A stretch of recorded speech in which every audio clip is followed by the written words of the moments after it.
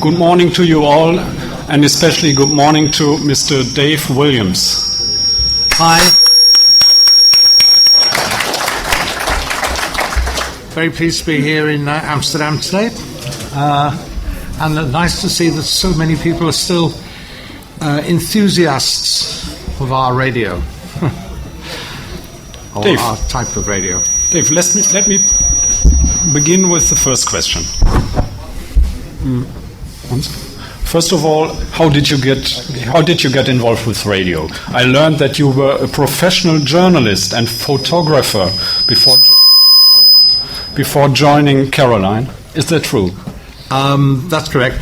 I was in the Air Force, and anybody who was in the British forces, maybe, I'm not too sure about the continental forces, but there was always Forces Radio. Forces had their own radio stations, they still do. And I got involved in Forces Radio when I was in the Air Force. And by the time I came out of the Air Force, I was convinced I was God's gift to radio. And I thought, well, when I'm out, I will find a job in radio. But looking around, I found that my experience wasn't exactly what professionals were looking for. The BBC turned me down flat. So did Forces Broadcasting themselves, and so did Radio Luxembourg. But I had a friend who knew somebody at Caroline, and I got an interview with Caroline and was offered a job at Caroline, and that's how it all started.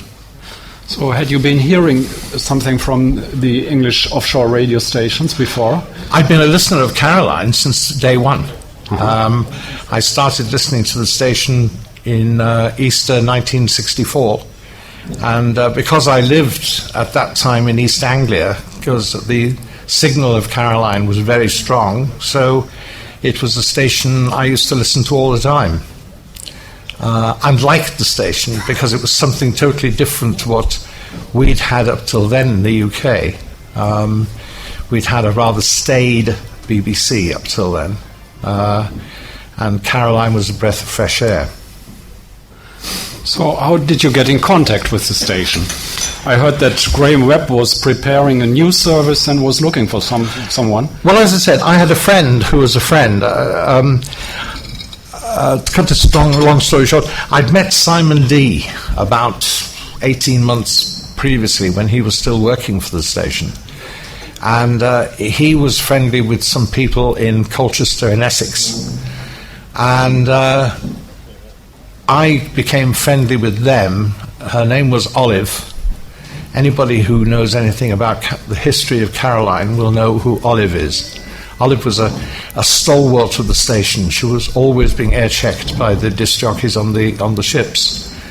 And she became a good friend. And I had some personal problems at the time. And sorry? No problem. I had some personal problems at the time and was looking for a shoulder to cry on, and I phoned Olive up and I went and spoke to her. And this is when I was looking for a job at the time. I knew I was due to come out of the Air Force in about 2 months, and so I needed a job. And so I was looking around everywhere trying to get jobs and sort of putting my CV around the place. Not with any great success. But Olive, on the other hand, I was staying at her place with her husband, Vic, and I got home one night, a Thursday night, I think it was, and she said, what are you doing tomorrow? And, excuse me, she said, what are you doing tomorrow, Friday? And I said, I'm going to London, I've got a couple of meetings, nothing really special. So she said, well, you've got to be at Caroline House at 11 o'clock. And I said, why? She said, well, I've been talking to a guy called Graham Webb, and he's looking for somebody to do their news for them. And he wants to see you tomorrow. So I went to Caroline House the next morning, and I met Graham, who stuck me in a studio, made me read a couple of scripts, and said to me, sort of, when can you start? And I thought, well, that's a very easy way of getting a job. And I was on the ship 3 days later. So, and what was your intention? Did you apply as a newsreader or as a DJ? I just wanted to be a broadcaster. I mean, I saw myself as a disc jockey up to a point, but I was never a particularly good disc jockey. But news has always interested me, so the news side of it really did interest me, and as far as I'm concerned, I fell into the right slot. So, when you joined the station in the 60s, that was the time of flower power, Carnaby Street, love, peace, pop music. What do you remember of these times? Which records come into your mind when you look back at 1966, 1967? Inevitably, I suppose it's the Beatles, of course. I mean, I think nobody can turn around and talk about that era without saying, well, the Beatles were an influence. But, I mean, all the other groups of the time, sort of Jerry and the Pacemakers, the Mersey Beats, the Rolling Stones, all those sort of groups. I mean, the incredible thing is, sort of most of them are still around. I mean, that I find is... I look around at today's music and today's artists, and I wonder, will they be around in 40 years' time? As a lot of the groups of the artists of the 60s still are, and still doing well. So I'm quite sure that you did get to know Ronan O'Reilly. What was the atmosphere in Chesterfield Gardens headquarters?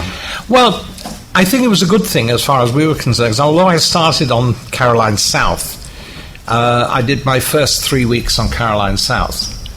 And then Graham came back on the boat at the end of the 3 weeks and asked me had I made up my mind. And I said, made up my mind to do what? He said, well, do you want to join us? And I said, well, that's a stupid question. So he said, I take it that's a yes. And I said, yep. So he said, I'd like you to go up to the North Ship and start our new service on the North Ship, which was anchored off the Isle of Man, and do it from there. So I still had a month to do in the Air Force. So I had to go back into the Air Force for a month, and I had a strange month in the Air Force because everybody knew who I was, everybody knew what I'd been doing, and everybody knew that I was working in radio. So everybody was being very careful what they said to me in case... for once, I had a fantastic last month of my Air Force career where I could do no wrong. And then I went up to the North Ship. So in answer to your question, in fact, once I got to the North Ship, we didn't have an awful lot to do with Caroline House. The North Ship was very much run on its own. We had a different music policy. Anybody who listened to the two ships will know that the music played on the North Station was totally different to the music played on the South Station. The South Station was governed by playlists and sponsored records. I mean, if you look around at some of the stuff that was played, I mean, it would normally never get played on any radio station in the world. But the North Ship, on the other hand, had its own playlist, and I think that it was a much more stable ship as far as personnel were concerned. I mean, there were, in the time I was there, it was basically the same 6 or 7 people on the ship the whole time. Whereas the South Ship, the turnover was enormous. I mean, there were disc jockeys coming and going. I mean, anybody on the South Ship, I mean, didn't know if they were going to get a memo the next day sacking them without any cause or reason because they'd said something or they'd annoyed somebody in Caroline House.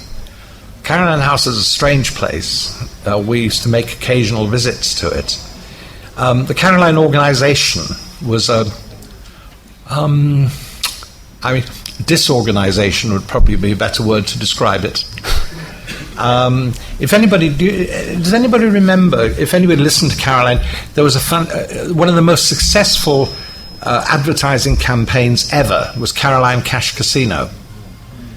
And I mean, that I think probably still even now 40 years later hasn't been bettered in terms of promotions. It's a tremendous promotion, and the people who ran it totally underestimated what was going to happen.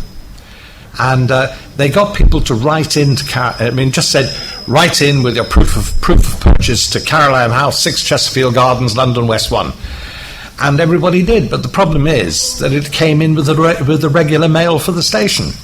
It wasn't sorted, it wasn't separated. And I remember going to Caroline House at one point during that time, and the place was full of mailbags. You walked in through the front door and there were mailbags, and they were everywhere, full. Up the stairs, in all the offices, every conceivable bit of space. Well, this was disorganization, because Lord knows how much stuff was lost in that time. How many potential contracts were lost because the mail just wasn't getting through. It was all jumbled up with this promotion. The promotion, they got millions of responses to it, and it was totally, in that case, in that part of it, totally mismanaged. And Caroline, this was an example of the disorganization of Caroline. It was a fun place to work at, but it wasn't. Sometimes you really had to wonder how they were doing anything and how we even got on the air. So who else was involved with the management apart from Ronan? There was Philip Solomon. Philip Solomon. See, Philip Solomon came in at a relatively late stage. Caroline was started by Ronan originally, and then when the second ship came along, which was the Project Atlanta, it was run by a guy called Crawford. And then the 2 ships were merged, and they became Caroline North and Caroline South. The Mi Amigo stayed in the south, which was the Atlanta ship, and the Fredericia, which was the original Caroline ship, was sent up north. So they sort of ran on like this for some time, but they were actually losing money. I am told.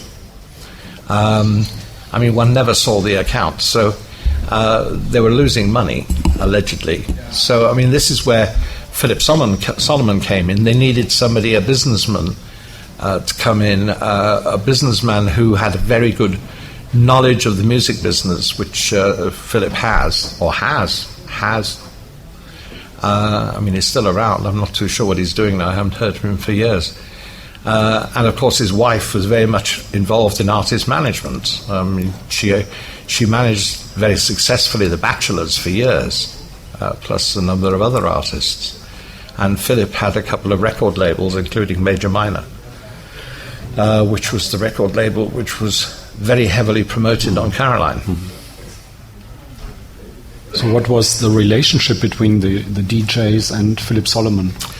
Well, it was a sort of I can't really answer that question because, this was very much what was happening in the south rather than in the north. In the north, we didn't have an awful lot to do with Philip Solomon in the north. He used to send us memos, but as far as I know, he never came up north, and he never heard the station. Station was actually on a day-to-day basis the Liverpool office, which was run by a couple of guys who were operating out of Liverpool, had more to do with what was happening on Caroline North. But there again, the head DJ did most of the thing. Jerry Layton was the head DJ on the ship, and he made decisions, and that was it. So if you compare both ships, the Fredericia and the Mi Amigo, which one did you prefer? Oh, the Fredericia. It was a much bigger ship. It was a much more pleasant ship to live on. The Mi Amigo was quite a small ship. Mm-hmm. Everybody had to share cabins, and there wasn't much space for anything. Frederica had quite a respectable amount of space on board. Everybody had their own cabin, so it was a much bigger ship. It was twice the size, and it was just a much bigger ship to be on. And comparing the programs, some people say the North Carolina North programs were the better ones. Well, I think Caroline North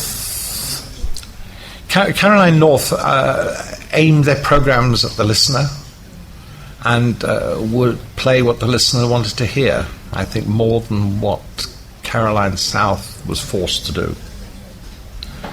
As I said before, I mean, Caroline South was very much under the control of the playlists. Mm-hmm. So, at these times when compiling the news, you didn't have fax machines, you didn't have the internet. So how did you manage that? Did the news bulletins go out live, or were they recorded on tape before?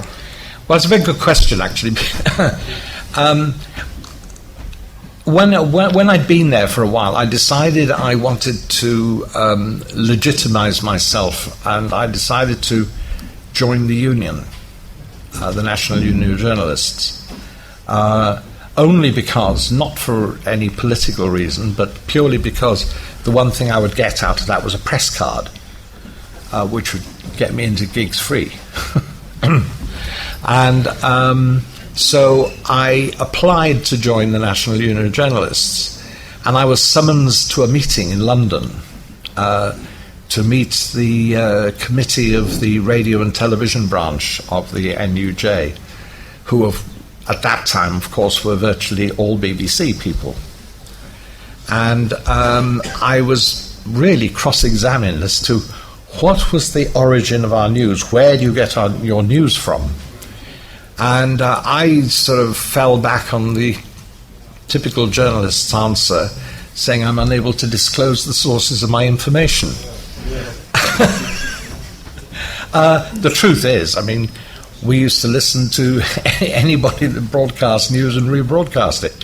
I mean, mainly all the domestic news we got was from the BBC, but we also had a couple of shortwave radios on the ship, and we were able to listen into various Radio Moscow, I think we used to get stuff from. I mean, that was fascinating. And there were quite a number of English language stations broadcasting in the clear. We were able to listen to. We were using their stuff. And also, I got an old teleprinter from somewhere, and we discovered how to work that. And we actually found we could listen to what looked, if you tune around on the shortwave, sounds like Morse code, but in fact it was teleprinter. And we discovered the teleprinter could actually decipher this, and we were getting all this news up from the teleprompter. But I mean, we used to, rather unethically, we used to take it from anywhere we could get it from. I mean, we weren't allowed, as you know, to use telephones. Well, I mean, the GSMs didn't exist, of course, in those days, mobile phones. But we were only allowed to. We weren't allowed to use we were only allowed to use the ship's radio for emergencies. And Portland Radio, who are the sort of or were the shore-based radio station, base station, would not accept anything from our call sign. At these times, offshore radio was a male-dominated thing. But do you remember any women on board? No. Never. Ever. They weren't allowed. And on board of Radio Veronica's Borkum Riff, there was a ship's cat.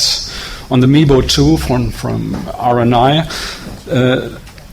for a short spell, and on Radio Caroline's Ross Revenge, they had a ship's dog. Mm-hmm. And I heard that there was a captain on the Fredericia who had his own chickens. Do you remember that? Not when I was there. No. I mean, the only story I can remember about any kind of animal life on the ships was actually on the South ship. Roscoe had a minor bird called Alfie. Anybody who listened to Radio Caroline may have remembered this. Roscoe's minor bird, Alfie, of course, at that time the movie was out at that time, the movie Alfie, and this was all part of what he called, but he called this bird Alfie. And Roscoe was desperate to try and teach this bird to speak, to get it to speak. And one particular night, he put the minor bird in the studio and put it next to a loudspeaker, and he'd put a loop tape on the tape machine, which was just saying, hello, Roscoe, hello, Roscoe. And the idea was that by the morning, the minor bird would be saying, hello, Roscoe. So he went to bed, and we went in and changed the tape. And poor Roscoe couldn't understand why the bird, when he said, off Roscoe. But the other time with the bird was, I remember I was in the Roscoe used to keep it in the studio, and it was in the corner of the news studio. And I was doing the news one morning, and suddenly this damn bird started squawking away behind me. And I got angry, and as soon as the news bulletin finished, I picked up the cage and took it out and put it on the deck outside. Anyway, Roscoe was doing the 3 till 6 show that day, and he came up at about 2:30. Where's Alfie? Where's Alfie? And I remembered we'd put him out on the deck at 6 o'clock in the morning. It was a nice sunny June morning when we put it outside, but by 3 o'clock in the afternoon, the weather had changed, and Roscoe went out on the deck, and there's this poor bird in the corner of the deck trying to keep out of the rain. Roscoe wasn't happy. So, as a photographer, did you ever had the chance to climb on the mast of the ship? No way. No, no chance. No way. No way. But did you... Tony Prince, I think, went up once. So do you still have any photos that you... Do you know, it's a terrible thing. I mean, I was a photographer for 10 years, and I was thinking about this just a few days ago, and I've got no photographic evidence at all of my time on the ship. That's a pity. I mean, but at the same time, when I was a photographer, I travel all over the world, and yet I've got no memories of it. You know, it's one of these things, you know, if you're doing the job professionally, you don't take photographs. You know, you've had enough of it by the time you finish work, and the last thing you do is to start taking photographs. And I think it's sad. I mean, I have no photographic record of anything. And I mean, I'm always delighted when people come up with photographs that they found. I found a lovely photograph not very long ago of all of us, the whole group of the Caroline North, standing in one day. I mean, obviously it was a day just before we were going off the ship because we were all in suits. But there's very little evidence. And of course, the other sad thing is that, I mean, in those days, in the 60s, we didn't have video cameras. I mean, if we'd had video cameras, I'm sure there would be hours and hours and hours of video material, but that doesn't exist either. There's usually some rather grainy. I saw when I came in that there was some. We can help you with some footage. Is that a colour stuff? Yes, we have color stuff. I got a VHS not very long ago, and I found, but it was very jumpy, and it was mostly in black and white, so I don't know where it came from. So, Dave, how to imagine the spare time on board? Did you have television, for example? Well, we had a problem with the television. I remember we watched the World Cup in 1966. Now, I'm not a football fanatic at all, but we had to watch the World Cup final when we were beating Germany. I've forgotten that. But because the ship, because we were actually anchored 3.5 miles off the shore, we were in a tidal stream, which meant that the ship turned round every 12 hours. And that caused a problem with the television, because the aerial kept on sort of drifting off the signal. And we had this, we had a sort of the aerial was sort of on top of the cabin roof. And we had this big sort of steering wheel, and we always had to, every so often we had to go and turn the steering wheel and turn the aerial back onto the transmitter. So television was very hit and miss, but I mean, that was all we had on the ship. I mean, we had radio, but I mean, there wasn't much radio to listen to except our own. And I think a lot of the time was spent replying to letters. All of us used to get quite a lot of mail, and I think most of us tried to answer as much mail as we could. So we used to sit around talking. I mean, it was a great talking factory. I mean, we had a great... there was a good atmosphere on the ship. I mean, people talked to each other, which I think, unfortunately, we don't do these days, largely. There were a lot of now famous radio colleagues on board the North ship. Let us know what you think when you hear the name of, for example, Daffy Don Allen. Sad. I mean, Daffy was... Don Allen was one of the most brilliant broadcasters I think I ever come. He was a great manipulator of tape and stuff like that. I mean, you could listen to his program, and you'd start at 9, you'd do the 9 till 12, and I mean, if Don had a bad night the night before and wasn't in a very didn't want to talk too much, Don could do the first half hour of his program without saying a word, just by using jingles and tapes and drop-ins and things like that. And nobody would realize, unless you knew what he was doing, that he was. I mean, Don he'd be sitting at the desk, and he'd be slotting tapes in, moving cartridges around, and he was brilliant at that. And he also had a very dry wit. I mean, he caught me out once or twice. I mean, because at the end of the day, he was a nice guy. I mean, he really was a very nice guy.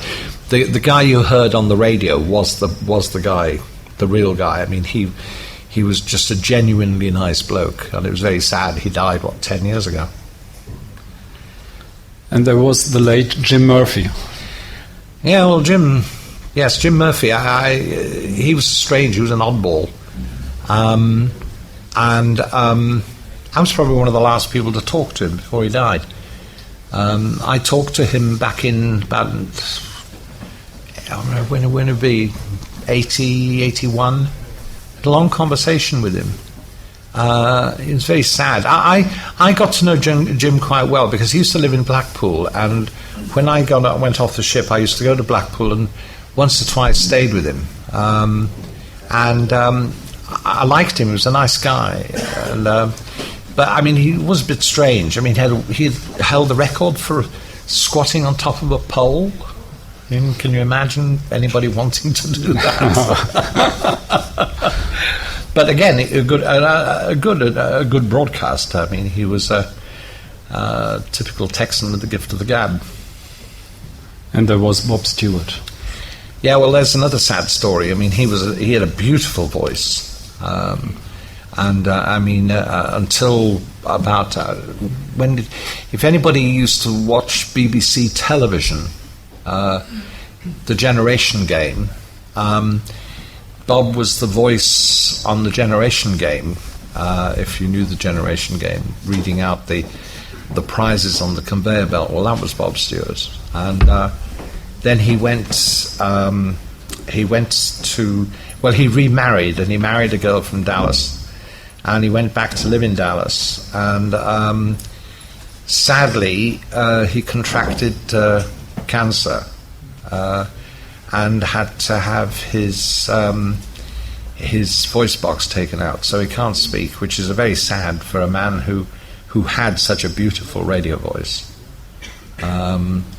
I believe he's still around. I mean, I have heard nothing from Bob for about 4 years. He's still around. He's still around. I got an email from him about 3 years ago, but it's just sad that, I mean, somebody like that goes that way. I mean, actually, strangely enough, there are a number of well-known broadcasters that have succumbed to that. I don't know why, but I mean, that seems to be a type of cancer that seems to hit people like that. David, at this point of time, I'd like to introduce a short recording, and let us listen to this recording for just 2 or 3 minutes.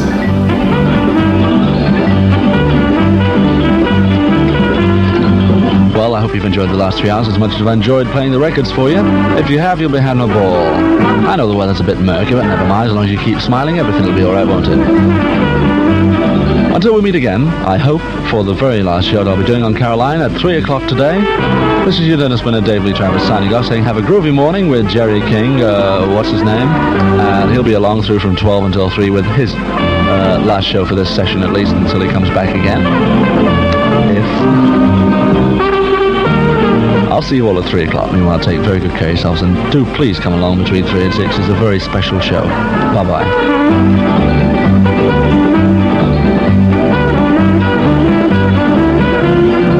You're listening to Radio Caroline North on 259, where the time now is exactly 12 o'clock, Bulliver Watch Time, B-U-L-O-V-A Bulliver.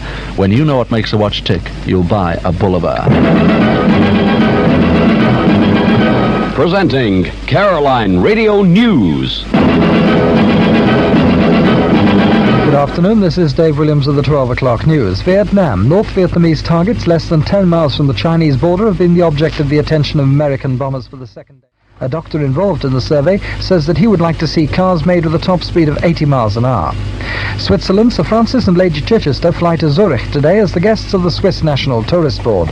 They are to spend some time at St. Moritz. A spokesman for the Tourist Board said today that the offer was made because they felt that the two would like to get away from it all for a few days. It'll be cloudy almost everywhere today with heavy rain in many places. The rain is expected to die down in northern England and southern Scotland by this afternoon. Somewhat drier weather with a few scattered showers is expected to spread in from the west later today. Winds will be fresh to strong in many areas and temperatures will be below normal. The outlook remaining changeable. The current Caroline temperature check is 15 degrees centigrade. That's 60 degrees Fahrenheit. And for those people that are out in the Irish Sea, here's a gale warning. The Meteorological Office issued the following gale warning at 0900 GMT today. The Irish Sea, gale force 8 veering northwest imminent. Next news from Caroline at 1 o'clock. This has been Dave Williams with Caroline Radio News. A feature of the Caroline News and Public Service Department.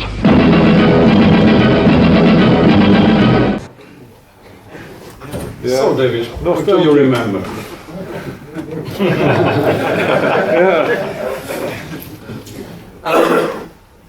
He's quiet. Yes. So what do I remember? I mean, in what way? This That August, particular- August the that was 14th, August the 14th. 1967. Yeah, all right. I remember the day. I mean, it was a sad day because we knew it was our last day on the ship. Those of us who had decided we would leave, I think on the north, all the Brits on the north decided that we were better off complying with the law, much as we disliked it and didn't like the idea of it. But the threats of imprisonment, which of course never materialised at the end of the day. So Tony, basically there was Tony Prince, David Lee Travis and myself all leaving the ship that day. And it was a sad day. I mean, I remember Tony coming up to the studio, Tony Prince coming up to the studio, and we just had lunch, and Tony came upstairs and he says, and I mean, this was typical Prince, I knew what Christ felt like at the Last Supper.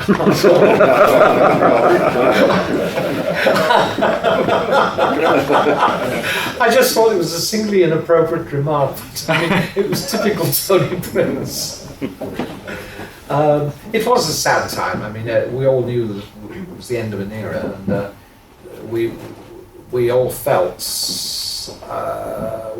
bitter about it because we felt that we had been bamboozled by a government that we didn't trust into doing all this, and I think it was a sad day. And I mean, we had a reunion last year, and I was talking to a lot of my ex-colleagues last year about this, and I don't know, I don't know about what it's like. I mean, most people here, I take it, live in continental Europe. I mean, I don't suppose there are many Brits here. But I believe the state of radio in the UK now is almost as bad as it was in the 60s. I think radio now in the UK is awful.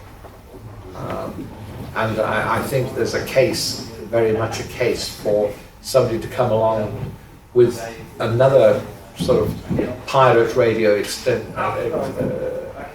to try and do something about radio, because radio has become very monotonous in the UK. Unfortunately, what has happened there is that in the 70s, when the government introduced commercial radio, and I mean, I was part of one of the consortiums at one time when we were trying to go for a commercial radio license. And the strictures that were laid down as to what we had to do, what we had to provide, and what we had to promise to provide the listeners. I mean, we had to have local content, we had to be we had to have local news, we had to have this, we had to have that. All that's gone out of the window now. I mean, now you can't tell one radio station from another. And I believe the presenters on the stations, I mean, are told, for example, don't read out requests to, Mrs. X of Acacia Avenue, because you don't know if you're broadcasting to Acacia Avenue anyway, because nobody knows where they're broadcasting to. Because all the stations are joined up. Now all the commercial stations are owned by two consortia who own all the commercial stations in the UK. Whereas back in the 70s when it was set up, every station was independent. And had to be, and they had to fulfill certain rules and regulations. But I mean, the same things happened in television in the UK. I mean, commercial television, I mean, used to be 13 separate companies. The whole country was divided up, and that was it. But that's all changed now. I mean, all ITV is under one company that runs it all. And I think there's a case now, I mean, for somebody to come along and start up some truly independent radio stations. But whether or not they would ever get away with it, I don't know. So Dave, last but not least, we are now living in 2005, and if you consider that there are so many offshore radio enthusiasts in 2005, what is in your eyes the most fascinating aspect of offshore radio? What can you describe this phenomenon?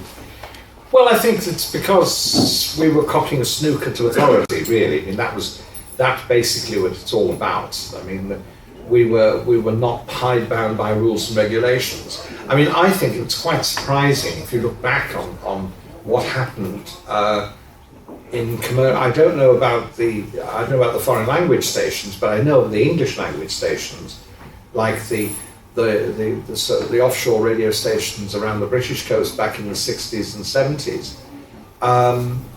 Although we were outside the legal framework of the broadcasting authorities, the thing was that we abided by the rules and regulations. Nobody libeled people, nobody slandered people on the air. Language was, there was no bad language used on the air at all.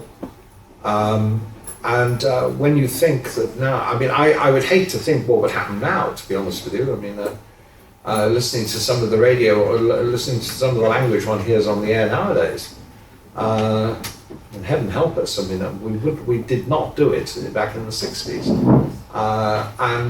I think that's why I think the enthusiasts are there, because they see a radio which doesn't unfortunately exist in the legitimate world. But I think people are just turning around and saying, come on, we hit the authorities, we were not, the various national broadcasting organizations were boring. They weren't providing what people wanted. I mean, anybody who knew the BBC back in the 60s, they weren't even allowed to play records. I mean, anybody knows this. I mean, the BBC was totally under the control of the Musicians' Union, and who insisted on live music. And I mean, I worked for a radio station. I worked for the BBC for 17 years, so I got nothing. I mean, I have tremendous regard for the BBC as an organisation. But we were only allowed to use 1 hour of recorded music a day. 1 hour a day. You try and run a radio station allowed to play 1 hour a day. And this is what the pirates did. And of course, the story is, this is going back to the story about Ronan O'Reilly. Now, how true this story is, I mean, I've heard various versions of it, but he was managing an act called Georgia Fame, and he made a record, and he wanted to get it played, and he took the record to the BBC, and he took it to Radio Luxembourg, and he took it to various other people asking to play the record, and all of them said no, they wouldn't play it. They couldn't play it. So he said, well, how do I get my act played? And decided the only way around it was to start his own radio station. Now, how true that is, but I mean, that is the story about how Caroline came about. And so Ronan went away and started his own radio station. And the rest is history. David, let me thank you for this interview. Pleasure. And let me please give you these two cassettes with recordings from Tommy Vance and John Peel. I hope you will like it. Two people that I respect. 1 or 2 questions out of the audience. Yeah. No one? Mag ook op het Nederlands. Yes, sir. Did you, I come from Leeds, so all my time listening to Radio Caroline North. Did you have any trouble with Max Radio? No, we had a very good relationship with Max Radio. Max Radio were desperate to try and to increase their listening audience outside the Isle of Man, and still have. I mean, they've been playing with this one for years, and we had a good working, actually a working relationship with Max Radio. I'll tell you, we had a story. I remember in 1966, the Isle of Man TT races. Now, a lot of people were interested in the TT races, but Manx Radio was the only radio station that was actually carrying them. And of course, they couldn't be heard outside the Isle of Man. So I was off the ship, and I went off the ship the first 1 week, and it was practice week. And I recorded, I went to various parts of the course and recorded a load of motorbikes going around on the practice. So the following week, when it was actually the Manx TT, I was listening to Manx Radio on my headphones, and I had this recording, this tape of the motorbikes going round, and rebroadcast a commentary using what I was hearing on my headphones from the commentator of Manx Radio. And Manx Radio were aware of what we were doing. I mean, they were delighted because we were actually rebroadcasting their message, and we attributed it to Manx Radio. We also did some casinos, roulette, for example, and again we did this in conjunction with Manx Radio. So we had a good relationship with Manx Radio, and the people at Manx Radio. I mean, we got on well with them. I mean, I knew quite a number of them. That was it. Another question? I was at Radio Leeds for 3 years, you know. Oh, hello. That's where I started in BBC.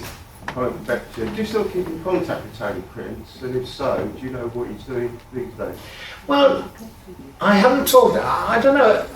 Mary, I guess. Do you have any contact with Tony Prince at all? Where's Tony Prince? Yeah. I mean, it's about a couple of years since I had any contact with him. I know that he was working in Florida, but I believe he's back in the UK now. I believe so. Yes, it is. Yeah. He's had some health problems.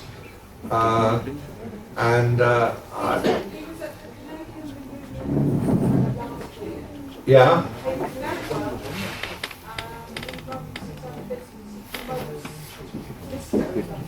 I am. I knew Tony when he was at Luxembourg. I mean, I sort of I went over to Luxembourg a couple of times when he and Bob Stewart were at Luxembourg, and I sort of had quite a good relationship with them then. And but we don't really keep that much in touch.